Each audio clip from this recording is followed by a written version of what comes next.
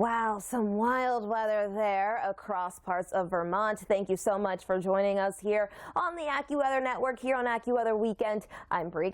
And I'm Melissa Constanzer. Those images you saw, you heard one of the ladies say that this is 1 year to the day, and that was the case. I mean, we remember last summer Montpelier, Vermont had all of that flooding. Thankfully, the historical district has been spared this time around, but there were some spots outside of town that did have significant damaging flooding yet again this past week. Yeah, don't want to necessarily think about or don't necessarily want that kind of weather to occur on a yearly basis, unfortunately, on the same date, because you just saw how torrential all of that rainfall was. We are going to be focusing on the Northeast as one of our top stories. So with that, we're going to take you right out to satellite and radar to show you where those storms are and where they're not in the Northeast yet. That's some good news for Vermont there. Unfortunately, we're going to be adding into the mix the chance for rain for several spots through the eastern Great Lakes and the interior Northeast as these thunderstorms keep diving their way down. You'll notice several different complexes, 1, 2, 3, 4, 5 that's dying out. Several areas here basically that have had these clusters of storms stream their way around the heat dome off towards the west. Yeah, these lines at times very nasty.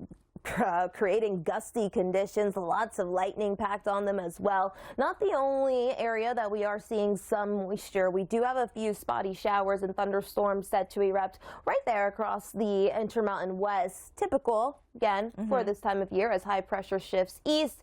We get that monsoonal weather pattern going. And it comes in, and yes, that will mean some thunderstorms for places like Tucson yet again.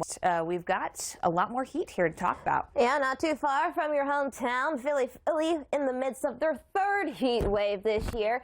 This one a moderate, but still, these temperatures are going to be quite toasty and dangerous at times, so please make sure that you're staying hydrated because Philly, you're on tap to get a high of 93 today. If we look at that historical average, 88, so running a few degrees above that, but we are going to continue to rise here over the next few days, and while your AccuWeather real field temperatures are going to be running upwards to that triple-digit mark, even over that in a few areas like Philly, like Baltimore, like Washington, D.C., Baltimore today, you're at 97, Detroit 87, even Boston hitting the mid-80s. That heat surge continues here through Tuesday. Of course, that is going to increase that cooling demand. We are through Tuesday. New York, you're going to be staying in the mid-90s there through the middle of the week. Boston, you're going to be flirting with the triple digits there by Tuesday. So things are certainly going to be heating up here over the next few days, though if you don't quite... We still have a lot to cover here as we go through this hurricane season. Already we have seen Beryl on the list, and